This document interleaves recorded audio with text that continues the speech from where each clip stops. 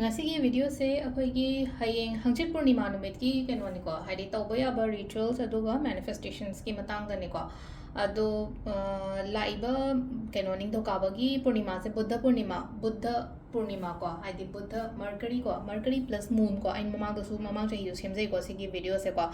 ado ngasai angang ai join ni am phai ko angang lai lai shu tamai ba khole ba exam tha ba khot pa ama ma adum ba gi oina hara ge shung shudena to biro sing sigi purnima se ko haidi manifestation aina sum haiga da se hostel da lai ba ngai gi oina hara ga di haidi journal sina khwai de gi best ni ko e ba khot pa su ko map sina ado ngasai gi angang ai gi kai khatang na tana han ngai na to ba ya ba lai na ko ai gi thabai khang da e da pan gum ba lai tana ba hakchang gum ba phana ba imung manung shanti lai na ba khona ba kai kai no ma'am khatang hai tar ko ritual remedies mari manga khatang ai ma'am da share to jarak ke ko ado aham bada harasne ko hadi numit sida koina to godab se kaino ada hawat pa dum purnima num ina haida khara katang an gumba hawat piyo do imung wairam kari kra wai shi to ko pa sit nana nongma wadi ngai da to gis to biyo ba hadi nongma du da ayuk da loina mang nang dre na khalaga di ko ado season da ba pot kumba lai raga di ko loi lang thok piyo discard to bodo ma ka kaino to ba haida khumuk mak ta hara se phiron mak ta hara ga se sum yengo upu hang do yengo horen kaino to raga yengo hai tongna da ba khumuk kai ka se leina ko adum namjal laga sum lei gi bodo koina hadi pamu ba hundok pa pamu da na khotana le raga tong bodi amani khatang ne ba koina regular oina tongom do shet pa da sungai re ama to ba da sungai re ko phiron ga sina panglei da lei raga dum nama lai ja dum akhoi sungai re ai sungai re som sungai re ko adum ma'am ama le bane ko hadi si gi pot se ma khatang hai tare ko hadi khara phaba pot oiraga na hadi mingon da sudo ga chamtho ga hadi pibi go ba lai ta ba ma da hadi mawon da di amna ken adugi pot values yam lai do ni na ko phanik mak ta hara se khonggaw mak ta hara se phurit mak ta hara se phadi ba adu aina din adum pamu darum thalo ngasai mi du da hadi aina langtho uba na teno ko mi ama da secha ga danu nai taraga hadi sigi nu me che da pitho pigo ko hadi nga suppose nu ma ji nu me lo shudo tram thok tawre na khala se ning thoka ba nu me ta hadi dan gum ba taw biyo ba tai taraga charity ne haina khalla ga du mai taraga old age gum ba or se na ta ko orphan gum ba kai gum ba len angang da kai da angam phim angang ya khoi gi angang gi ona har ju piron se amu ani rak set laga school chat pani na mo che dum han dum hek le ho bo se yawe na ko adum ma am dum taw ba ya ko ado ayuk sida ko yara ga ngan ta hogot piro ngan na hogalaga ngan na hogala imong wairong wai shet pakot loi na lora ka meditate kum nga tang to biyo ko hadi meditations to ba hara ga di hadi ishai gumba aing ba ma thara ga meditations music hana youtube ta kai de genga ga nga tang phama ga ko hadi shore se sana ba hadi nga sai gi miru shalaga nga sai meditate to ai je ngam de ai phama ngam de ku ina ga no to ngam de sofa da phamo ga shuga de ka tang nga thara ga phamo ba adu bu ngam de hara ga di hip pa ju ka shuga de ba nga sai gi music to thara ga hadi shore se ma ka shore honjan matamda afaba mayam ama honjale ina aduga phattaba sor hondokpa matamsida ko haidi breathe in to matamsida haidi inhale to is positive energies positive thoughts mayam ama inhale to to ka haidi exhale to ga haidi sor hondokpa matamsida phattaba aingonda leiramba phattaba energies oiro phattaba wakhal oiro ama oiro loina chatkhre haina dumaina gumba khanbiba numit se yaringe hai tara ko haidi segi numit se yaringa haidi positive oina laina ba hotna biyo ko positivity negative thoughts gumba kai gumba yam ka hana la anda ba haidi khatna ba ishai thanda haidi shauning na ba khotning na ba adum ba thabak amta tawbono ba adu dum laire ko adugi matungda akoina tawba yaba manifestations ana harasne ko hadi nungdang gumba tawgera nungda wairam tawgera talakta tawgera nungdang gumba ise duty toine ko toine na traga hadi thabain khang le haraga dum talakta tawro so kai shubudi kai de ko adonga sai khara madana nungdang da tawgada ba so khara yauri ko hadi samna haba da koina water remedy gumba tawbo ko parasne sing glass ki bottle gumba thami se ising kai ka charge so ko ti nungdang tawgada ni na ko ado amana angang gi oira bani na aina sa ha ga hadi buddha purnima na aina sida crystals kar uchara ke ko sigi 6 mm gi crystals ni ko 6 mm gi crystals se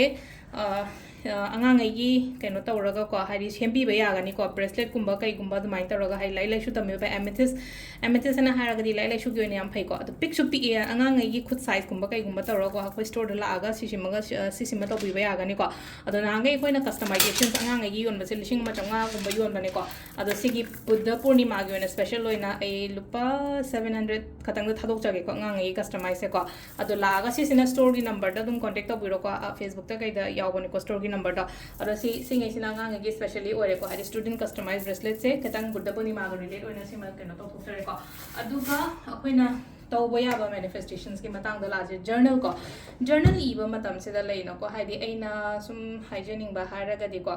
present tense ta iyo ko adunga sai shi iba mata thongnau maya gumba da phammo terrace gumba leraga de terrace mathak thamo tha mangal gumba leiba jaga gumba kai gumba leino ko adugi mathak gumba da dumai taraga phamaga hai tare ko adumai ta khotan ketang open space gumba kai gumba da dumai na gumba ibi phamaga ibi ba hai tare ko sida torise ko adu iba se dum blue green red loin iba ko except black khatang I gano aina mamang da message ko na thara ko yam yaw hadi black na ire kamai to doino khot doino hang ko yam yaw ko I gano hanjan hai ram ka black na ire kamai to doino kamai to ai ju khang dare do option ga de ko adu na yara ga di leino ko black sima yari nge avoid to ko hadi blue yai green yai red yai ko hadi si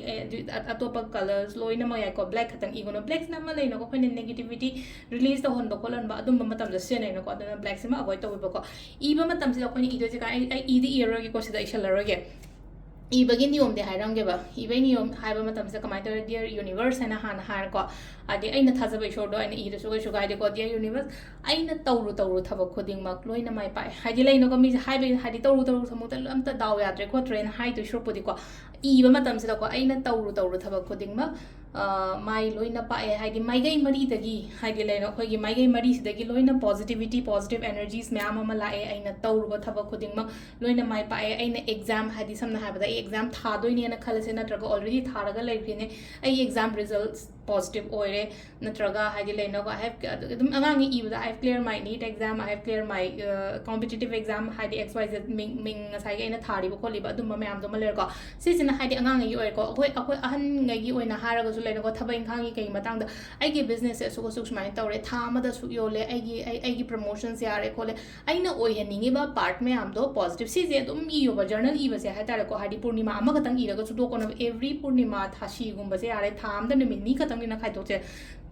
nini portal numit ka iyo ko hade atai matam da changde har su minute ma katang khai do ga hadi tumam dai do tara su atai manifestation ai tang ngam hodre na hodre na har ga su ko diary gumba macha ma thammo aduga sida I ba hai tara ko hadi shi gi numit da hadi minute ma tang hada portal numit har ga 3 taba 4 taba 5 taba 6 taba dum na aduga purnima thashi shima adu ma kau bi ga no ko hadi atai ngam dra ko su journal gumba sida I bi yo ko ai shamok jam taw ko sigi pots ma de sima leire ko hadi journal I ba jang adum phangriba poto phangye haina adumai taroga I doine ko aduga amana nungda waram se yaraga de ko hadi thabai khang chathoi ko to ena halin dom se halaga iru jo thobiyo phajana sigino me se ising lumbu saba keno taroga iru lu thum ka tang ha po ko hadi sol keno koi gi rock sol ni khang de rock sol se laitre na khal se normal sol to ma pi roga shukai de ko thum ka tang ha po nungda waram se adugi matung da kher gumba haure da na ko kher gumba hauraga kat lo ko tha da ko ke aduga hadi keno taroga di yaraga di dum akoi thangna ko na ba ahan gumba leiraga de dum nungdang oi ta dum thilaga dum pija bi ko tawba yai ko adu dum tawba ya do puthoga leino kai then gumba kai gumba do oiraga su ko nungdam se da hadi puthoga hadi kaino macha packet macha dai taraga kaino taraga pijaram ba hai tara ko han ngai sida kher gumba maina hauraga kat pa pija ba se kai imung manung shanti leigani ko aduga ana ye gumba leiba khopa adum mayam da hadi phaba ogani ko charity in a firon gumba kai gumba to bio khopi budi haire ko aduna tabida hadil angamba khra hares no ko paisa nung chagi mateng moiro amma oiro ko lupa chama chani changa nine taroga hadi khoina mateng pa ma tanda hadi pot se akhoi da multiply taroga hek la evas maina hadi shigi no meche da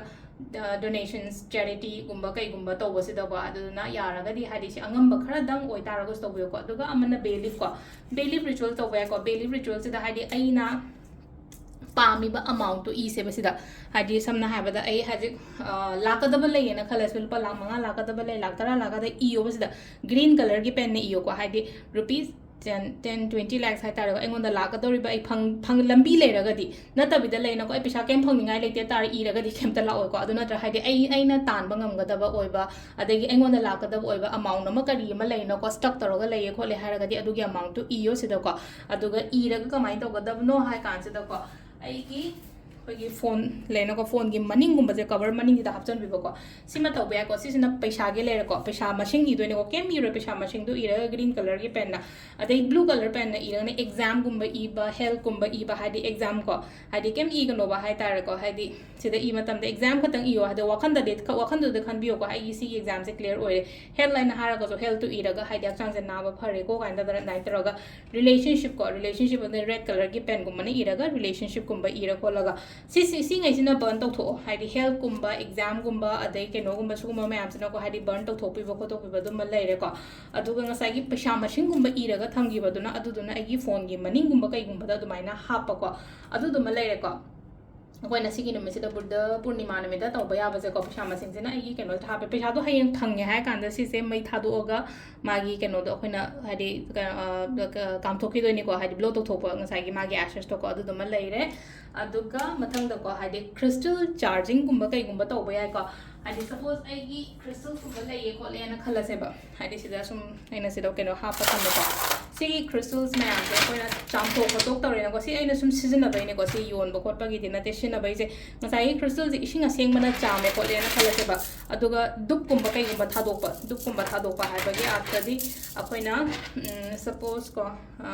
ꯁꯦꯅ ꯗꯨꯞꯅꯦꯅ ꯈꯜꯂꯁꯦ ꯗꯨꯞꯁꯦ ꯃꯩꯈꯨ ꯆꯥꯛꯑꯦꯀꯣ ꯑꯗꯨꯃꯥꯏꯅ ꯇꯧꯔꯒ ꯍꯥꯏꯗꯤ ꯉꯁꯥꯏꯒꯤ ꯁꯤꯒꯤ ꯀꯩꯅꯣ ꯃꯌꯥꯝꯁꯦ ꯂꯣꯏꯅꯃꯛ ꯍꯥꯏꯗꯤ ꯀꯩꯅꯣ ꯇꯧꯔꯒ ꯆꯥꯝꯊꯣꯛꯄ ꯂꯣꯏꯔꯒ ꯗꯨꯞꯀꯨꯝꯕ ꯁꯨꯃꯥꯏꯅ ꯀꯩꯅꯣ ꯇꯧ ꯃꯩꯈꯨꯁꯦ ꯂꯣꯏꯅ ꯐꯪꯍꯜꯂ ꯃꯇꯨꯡꯗ ꯁꯤꯒꯤ ꯄꯣꯠꯁꯦ ꯑꯩꯈꯣꯏꯅ ꯁꯦꯂꯦꯅꯥꯏꯠꯀꯤ ꯕꯣꯜꯒꯨꯝꯕ ꯑꯆꯧꯕ ꯂꯩꯔꯒꯗꯤ ꯁꯦꯂꯦꯅꯥꯏꯠꯀꯤ ꯕꯣꯜꯗ ꯍꯥꯞꯄ ꯅꯠꯇ꯭ꯔꯒ ꯑꯩꯈꯣꯏꯅ ꯇꯦꯡꯀꯣꯠ ꯑꯆꯧꯕ ꯑꯃꯗ ꯍꯥꯞꯄꯦꯅꯀꯣ ꯍꯥꯏꯗꯤ crystalꯁꯦ ꯂꯣꯏꯅ ꯁꯨꯃꯥꯏꯅꯕꯨꯗꯤ ꯌꯥꯝꯅꯕꯨꯗꯤ ꯂꯩꯔꯝꯃꯣꯏꯀꯣ ꯑꯩꯅ ꯁꯨꯝ ꯑꯩꯒꯤ ꯑꯣꯏꯅ ꯀꯩꯅꯣꯗ ꯕꯣꯜ ꯃꯆꯥ ꯑꯃꯗ ꯍꯥꯞꯄꯦꯗꯅꯀꯣ ꯁꯄꯣꯁ ꯀꯣ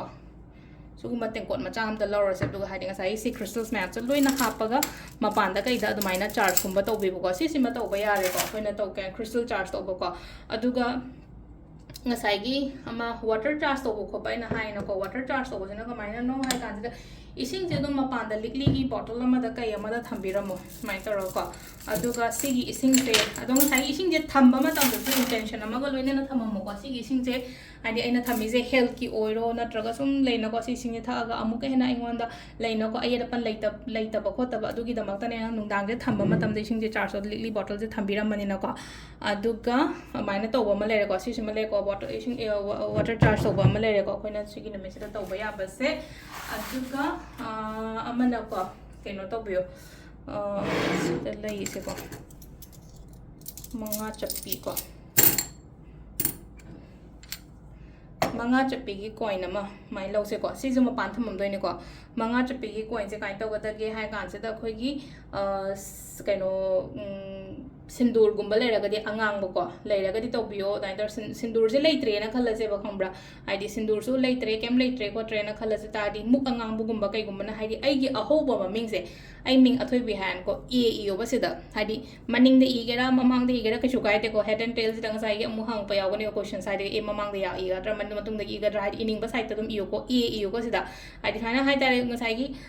ꯁꯤꯟꯗꯨꯔꯗꯨꯅ ꯁꯤꯟꯗꯨꯔꯁꯦ ꯂꯩꯇ꯭ꯔꯦꯅ ꯈꯜꯂꯁꯦ ꯌꯥꯏꯉꯪꯅ ꯏꯕꯤꯌꯣ ꯌꯥꯔꯒꯗꯤꯀꯣ ꯍꯥꯏꯗꯤ ꯁꯤꯟꯗꯨꯔꯁꯨ ꯂꯩꯇ꯭ꯔꯦ ꯍꯥꯏꯔꯒꯗꯤ ꯌꯥꯏꯉꯪ ꯑꯁꯦꯡꯕꯒꯨꯝꯕ ꯀꯩꯒꯨꯝꯕ ꯂꯩꯔꯒꯗꯤ ꯉꯁꯥꯏꯒꯤ ꯏꯁꯦ ꯁꯤꯗ ꯏꯔꯅꯤꯀꯣ ꯑꯗꯨꯒ ꯁꯤꯒꯤ ꯄꯣꯠꯁꯤꯃꯁꯨꯀꯣ ꯑꯩꯈꯣꯏꯅ ꯃꯄꯥꯟꯗ ꯀꯩꯗ ꯑꯗꯨം ꯊꯝꯃꯝꯃꯣꯕ ꯑꯗꯨꯝ ꯍꯥꯏꯗꯤ ꯉꯁꯥꯏꯒꯤ ꯑꯩ crystal ꯆꯥꯔꯖ ꯇꯧꯕꯗꯨꯒꯤ ꯃꯔꯛꯇ ꯍꯥꯞꯆꯜꯂꯒ ꯑꯗꯨꯝ ꯊꯝꯃꯝꯒꯦꯔꯥ ꯈꯣꯠꯂꯝꯒꯦꯔꯥꯀꯣ ꯑꯗꯨꯒ ꯁꯤꯒꯤ ꯄꯩꯁꯥꯁꯤꯅ ꯃꯊꯪ ꯅꯨꯃꯤꯠꯇ ꯂꯧꯁꯜꯂꯒ ꯑꯩꯒꯤ ꯃꯅꯤ ꯕꯦꯛꯇ ꯀꯩꯗ ꯑꯗꯨꯃꯥꯏꯅ ꯇꯧꯔꯒ ꯍꯥꯞꯄ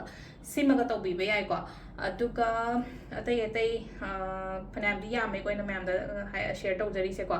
ꯑꯗꯣ ꯍꯥꯟꯅ ꯁꯨꯝ ꯑꯩꯈꯣꯏꯅ ꯏꯕ ꯈꯣꯠꯄ ꯇꯧꯕ ꯈꯣꯠꯄꯗꯣ ꯑꯗꯨꯝ ꯑꯩꯅ ꯐꯪꯈꯤꯕ ꯄꯣꯠ ꯌꯥꯎꯔꯒꯗꯤ ꯑꯗꯨꯗꯨꯃ ꯁ꯭ꯀꯤꯞ ꯇꯧꯕꯤꯔꯣ ꯐꯪꯗ꯭ꯔꯤꯕ ꯄꯣꯠ ꯑꯅꯧ ꯑꯅꯧꯕꯒꯨꯝꯕ ꯀꯩꯒꯨꯝꯕ ꯑꯗꯨꯃꯥꯏꯅ ꯇꯧꯔ ꯂꯥꯛꯑꯒꯅ ꯑꯗꯨꯗꯣ ꯏꯕꯤꯔꯣꯀꯣ ꯁ꯭ꯀ꯭ꯔꯤꯞꯇꯤꯡ ꯇꯧꯕ ꯑꯃ ꯂꯩꯔꯦ ꯋꯥꯇꯔ ꯆꯥꯔꯖ ꯂꯩꯔꯦ ꯑꯗꯒꯤ ꯍꯧꯖꯤꯛꯀꯤ ꯑꯩꯅ ꯀꯣꯏꯟꯗ ꯇꯧꯕꯗꯨꯃ ꯂꯩꯔꯦ ꯕꯦ ꯂꯤꯐ ꯂꯩꯔꯦꯀꯣ ꯑꯗꯨꯒ ꯑꯩꯅ ꯁꯨꯝ ꯈꯦꯔꯒꯨꯝꯕ ꯀꯩꯒꯨꯝꯕ ꯍꯧꯔꯒ ꯀꯠꯂꯣ ꯈꯣꯠꯂꯣ ꯍꯥꯏꯕꯗꯣ ꯑꯗꯨꯗꯨꯃꯒ ꯇꯧꯕꯤꯔꯣꯀꯣ ꯑꯗꯣ ꯕꯨꯙ ꯄꯨꯔꯅꯤꯃꯥꯁꯦ ꯍꯥꯏꯗꯤ ꯐꯖꯅ ꯇꯧꯕꯤꯔꯣ ꯑꯗꯨꯒ ꯍꯥꯏꯗꯤ ꯃꯌꯥꯝꯁꯨ ꯑꯩꯅ ꯈꯜꯂꯤꯕ ꯑꯩꯅ ꯅꯤꯡꯉꯤꯕꯗꯣ ꯂꯣꯏꯅ ꯐꯕꯁꯨ ꯑꯣꯏꯔꯁꯅꯨ ꯑꯗꯨꯒ ꯑꯅꯥ ꯑꯌꯦꯛ ꯏꯃꯨꯡꯗ ꯌꯥꯎꯕ ꯑꯣꯏꯔꯒꯁꯨ ꯂꯣꯏꯅꯃꯛ ꯑꯅꯥ ꯑꯌꯦꯛ ꯂꯣꯏ ꯆꯠꯈꯤꯕ ꯑꯣꯏꯔꯁꯅꯨꯀꯣ ꯍꯥꯏꯗꯤ ꯑꯐꯕ ꯃꯌꯥꯝ ꯑꯃ ꯄꯨꯔꯒ ꯂꯥꯛꯄ ꯑꯣꯏꯔꯁꯅꯨꯀꯣ ꯂꯥꯛꯀꯗꯧꯔꯤꯕ ꯑꯗꯨꯒ ꯂꯥꯟꯒꯨꯝꯕ ꯀꯩꯒꯨꯝꯕ ꯂꯥꯛꯏꯕ ꯈꯣꯠꯂꯤꯕ ꯃꯌꯥꯝꯁꯤꯁꯨ ꯑꯗꯨꯒꯤ ꯃꯇꯥꯡꯗ ꯏꯔꯁꯨ ꯀꯩꯁꯨ ꯀꯥꯏꯗꯦꯀꯣ ꯍꯥꯏꯗꯤ ꯑꯁꯣꯏ ꯑꯉꯥꯝ ꯀꯩꯝꯇ ꯌꯥꯎꯗꯅ ꯂꯩꯅꯕꯒꯤꯗꯃꯛꯇꯀꯣ ꯑꯗꯣ ꯁꯤꯗ ꯂꯩꯔꯦꯀꯣ ꯑꯩꯈꯣꯏꯒꯤ ꯉꯁꯤꯒꯤ ꯑꯣꯏꯅ ꯕꯨꯙ ꯄꯨꯔꯅꯤꯃꯥ ꯅꯨꯃꯤꯠꯇ ꯇꯧꯕ ꯌꯥꯕ rituals and manifestations ko. Thank you.